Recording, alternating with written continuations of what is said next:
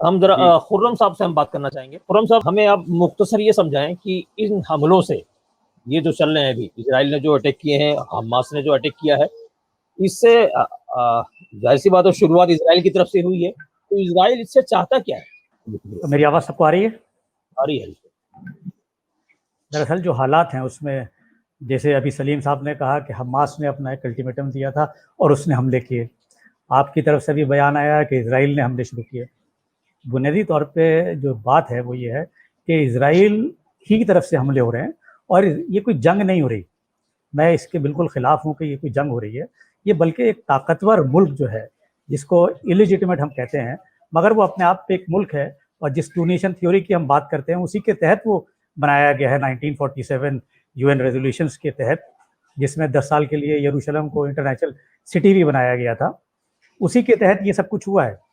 تو وہ اپنا وقتاً فوقتاً اپنی طاقت کا مظاہرہ کر کے ایک طریقے سے ٹیسٹ کرتا رہتا ہے اور ساتھ میں وہ اپنا جو آبادی کا تناسب ہے اس کو درست کرتا رہتا ہے, کیونکہ آبادی کا تناسب اس کو سب سے زیادہ پریشان کرتا ہے پوری دنیا میں, کیونکہ اس کی آبادی کم ہے اور خاص طور سے اس علاقے میں شیخ جرہ میں سب سے زیادہ کم ہے جو مسجد الاقصیٰ کے چاروں طرف ہے. تو وہاں پہ وہ آبادی کا تناسب درست کرنے کے لیے اسی لیے وہ بے دخلی اور یہ سب چیزیں شروع ہوئی تھی جس کی وجہ سے یہ سارے شروع میں مظاہرے ہوئے اور یہ ساری چیزیں ہوئیں.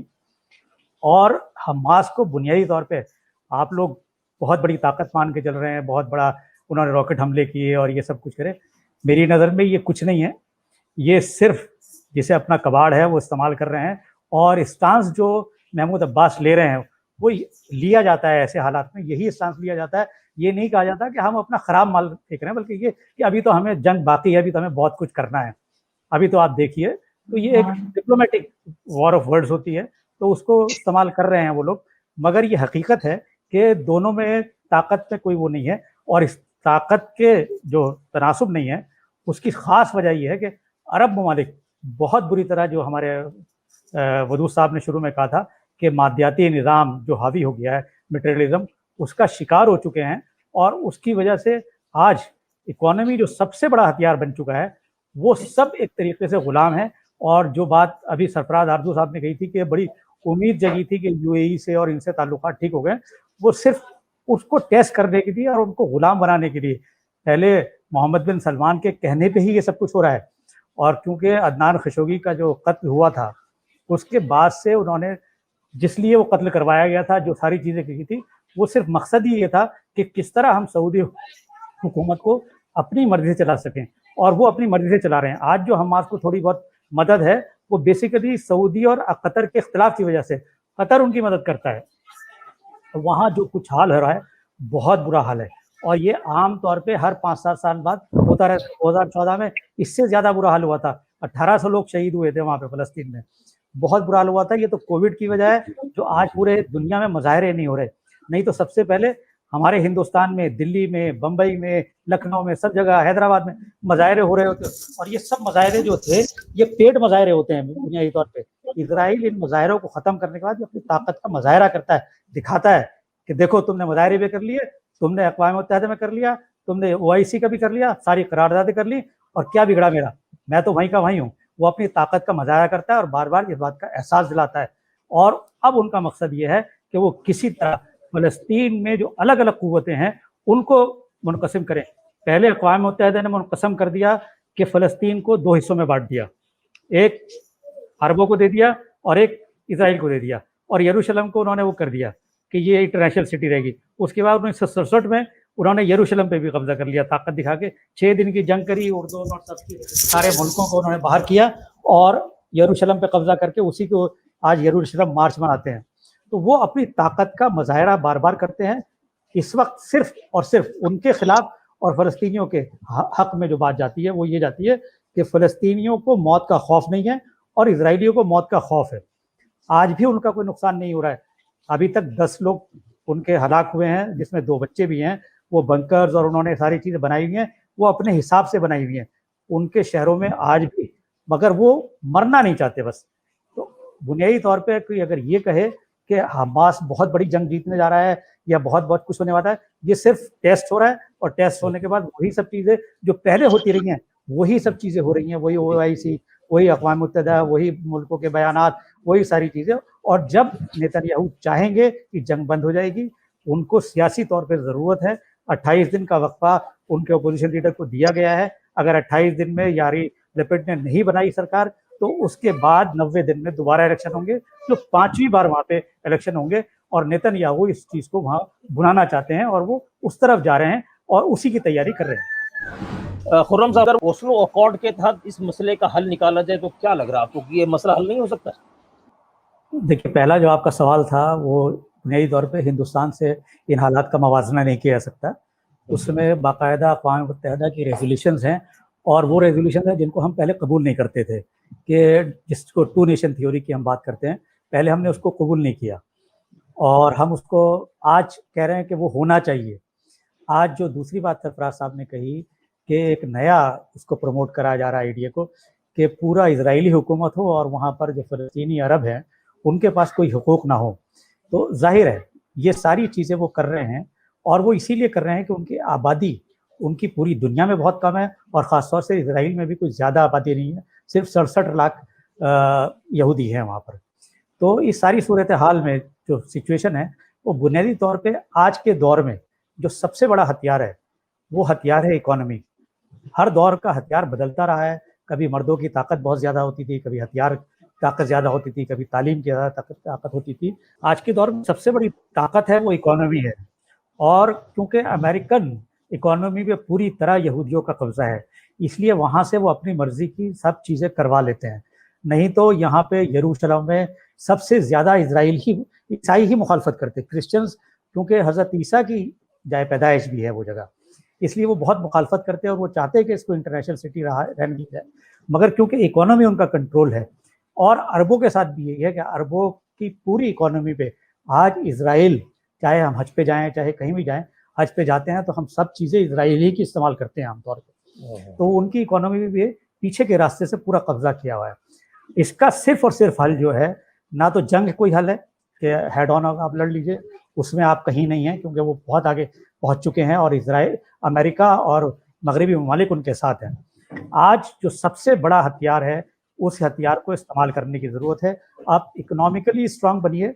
इकोनॉमिकली स्ट्रांग बनने के बाद आप अमेरिका, आप बरतानिया, आप इजराइल, सबको अपने कब्जे में कर सकते हैं, सबको अपनी मर्जी से चला सकते हैं। इजराइल बहुत छोटा सा मुल्क है, मगर पूरी दुनिया उसके साथ है। पूरी दुनिया मतलब पूरी दुनिया का मतलब अमेरिका, बरतानिया, मगरबी ममालिक, वो जर्मनी, फ्रांस, ये सारे उनके साथ हैं, सिवाय नॉर्वे और स्विट्जरलैंड को छोड़ के। बाकी सारे ममालिक उनको सपोर्ट करते हैं, और वो सिर्फ और सिर्फ उनका जो हथियार है इकोनॉमी वाला, वो हथियार है। उसी हथियार को अगर आपने इस्तेमाल कर लिया और आप इकोनॉमिकली स्ट्रांग हो गए, तो आप कहीं ना कहीं मस्जिद अल अक्सा को भी बता सकते हैं, और आप फ़लस्तीनियों के जो आज गुर्बत का शिकार हैं उनको भी उस गुर्बत से बाहर निकाल सकते हैं। और हमास के बारे में मैं पहले कह चुका, हमास को बिल्कुल उसी तरह तैयार कर रहे हैं जिस तरह सद्दाम हुसैन को तैयार करा था, जिस तरह यासिर अरफात को तैयार किया गया था, कि आखिर में इस कमज़ोर सी ताकत को बड़ा ताकतवर बना के उनका कभी भी आप हाथ मरोड़ के अपनी मर्जी के फैसले करा लो। यासिर अरफात से अपनी मर्जी के फैसले करवाए। सद्दाम का क्या हाल किया, सद्दाम जिस वक्त लड़ रहे थे उस वक्त यहाँ पे उनके बाकायदा पोस्टर्स नमाज के और उसके, जबकि वो बात पार्टी के थे, वो सारे इजराइल छपवा रहा था, और वो सारी चीज़ें पूरी दुनिया, मतलब यहाँ तक के बच्चे पैदा हो रहे हैं तो उनका नाम सद्दाम रखा जा रहा है, और उसके बाद उसे ख़त्म करके पूरा एक मैसेज दे दिया कि हमने पूरा आलम इस्लाम को ख़त्म कर दिया। इसी तरह हमास को भी आज बड़ा किया जा रहा है, उनके रॉकेट के हमले करके उनको अपनी मीडिया के ज़रिए ये खबरें दे के कि हमारे जो है दिफाई निज़ाम को भेज दिया है, हमारे उसको मार दिया है, हम बंकर्स में घुस गए, ताकि वो एक बड़ी ताकत बन जाए, और जब ताकत बन जाए तो हम उसको अपनी मर्जी से उससे मुआहदा कर सकें, और हमेशा के लिए फ़लस्तीनियों को और ख़ास तौर से अरब ममालिक को मुनक़सम करके उनको बिल्कुल अपने काबू में कर दें। डॉक्टर सलीम साहब, खुर्रम साहब इकोनॉमी की और मईशत की जंग की बात कर रहे हैं कि जब तक स्ट्रांग नहीं होंगे तब तक हमारे से कुछ नहीं हो सकता, यह मामला हल नहीं होगा। क्या कहेंगे आप इस पे? देखिए, मैं ये समझता हूँ कि मईशत का अपना एक किरदार है, लेकिन ये कि जब तसादुम होता है, जब जंग होती है, जब हुकूक को सल्ब किया जाता है, तो उस वक्त जो है वो फैसला मईशत की बुनियाद पे नहीं होता है। इसकी 2 मिसालें मैं देना चाहता हूँ। पहली मिसाल है अफगानिस्तान की। अफगानिस्तान में नाटो आ गया था। मैं ये समझता हूँ कि कोई आदमी अगर ये सोचता है کہ اسرائیل ناٹو سے زیادہ طاقتور ہے تو وہ اس کی غلط فہمی ہے. لیکن جو لوگ تھے مٹھی بھر جنہوں نے اس بات کا فیصلہ کیا کہ ہم جو ہے وہ اپنی آزادی کی حفاظت کریں گے اور انہوں نے مقابلہ کیا، تو آج یہ ہے کہ ناٹو وہاں سے جا رہا ہے. دوسری بھی ایک مثال میں دیتا ہوں آپ کو. یمن میں جس وقت کاروائی شروع ہوئی، آپ دیکھیں یمن ایک ذرا سا ملک ہے، حوثی لڑ رہے تھے، ان کی تصویریں دیکھو تو رحم آتا ہے. اور اس کے مقابلے صاحب سعودی عرب ہے اور دنیا سارے عرب ممالک، امارات ہے جن کے پاس دنیا بھر کی اکنامی ہے اور دنیا کا سب سے اونچا ٹاور ہے. میں تو اس وقت وہی تھا امارات میں. اور ان لوگوں نے اپنے پیسے کے بلبوتے پر ساری دنیا کا بہترین اسلحہ اور ساری دنیا کے بہترین بمبارڈ کرنے والے پائلٹ منگائے، ہر ایک بمباری کے پیسے دیتے تھے. اس کے باوجود آج بھی یمن کے دارالخلافہ پہ حوثیوں کا قبضہ ہے اور ان کے لوگ جو ہے وہ ایک کنارے ایک شہر میں بیٹھے ہوئے ہیں. تو دنیا میں جو فتح اور شکست کا معاملہ ہوتا ہے وہ طاقت کم ہے، کمزور ہے، تھوڑے سے ہیں، یہ تو ہمارے آنکھوں دیکھی ہے، پرانی تاریخ کی بات نہیں ہے. فرق یہی ہے کہ جو لڑنے سے ڈرتا ہے وہ جو ہے وہ دب جاتا ہے. اور یہ بات ہماری گفتگو میں بھی آئی کہ ڈر کا جہاں تک معاملہ ہے وہ یہودیوں میں اور اسرائیلیوں میں فلسطینیوں سے بہت زیادہ ہے. تو جیسا گبر نے کہا کہ جو ڈر گیا وہ مر گیا، تو جو ڈر گیا ہے وہی مرے گا، جو نیڈر ہے وہ نہیں مرے گا. ہماری یوزر ہیں محمد عباس صاحب. خرم صاحب سے یہ کہنا چاہ رہے ہیں کہ حماس کو اس سے پہلے ختم کرنے کی کئی بار کوشش ہو چکی ہے، کیا کہیں گے؟ ایک تو ان کو یہ پتہ لگا لینا چاہیے کہ حماس کب سے پیدا ہوا ہے. حماس سے پہلے صرف اور صرف فلسطین کی جو نمائندہ آرگنائزیشن تھی وہ پی ایل او تھی، اور یاسر عرفات ہی ایک سب سے بڑے قداور شخصیت تھے. تو حماس کے کچھ زیادہ لائف نہیں ہے، اور آج بھی ڈیوائیڈڈ ہیں الفتح میں اور حماس میں لوگ. اور اب یہ ہے ہلکے ہلکے حماس کو ایک بڑا طاقتور تنظیم بنایا جا رہا ہے، جس کو بعد میں وہ دہشت گرد تنظیم جو آپ کہہ رہے ہیں اس کو باقاعدہ لیبل کر سکتے ہیں اور بہت ساری چیزیں ان کے خلاف وہ کر سکتے ہیں. تو اس لیے ہمیں ان سب چیزوں سے ہوشیار رہنا چاہیے کہ کون کہاں کس طرح کا گیم کھیل رہا ہے.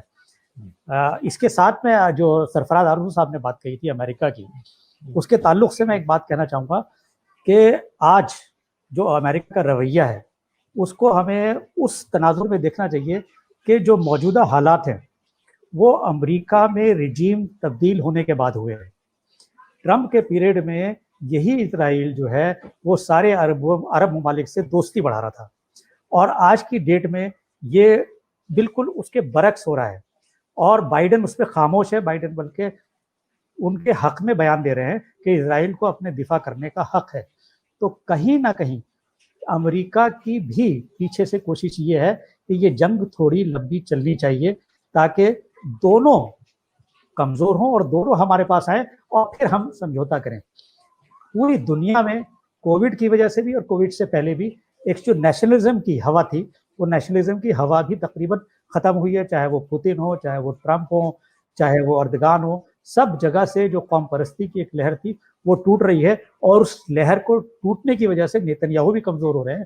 اور جیسے سرفراز صاحب نے کہا کہ یہ ان کا گیم پلان الٹا بھی پڑ سکتا ہے. حقیقت میں یہ الٹا پڑ سکتا ہے اگر یہ 28 دن میں ان کے جو اپوزیشن کے لیڈر ہیں سب متحد ہو کے حکومت بنا لی اگر انہوں نے، تو نیتن یاہو کا گیم پلان پورا الٹا پڑ سکتا ہے. تو پوری دنیا کے میں جو تبدیلی آ رہی ہیں اس کو بھی ہمیں ذہن میں رکھنا پڑے گا. اس کے حساب سے امریکہ کا جو رویہ ہے اس کو ہمیں اپنے نظر میں رکھنا چاہیے.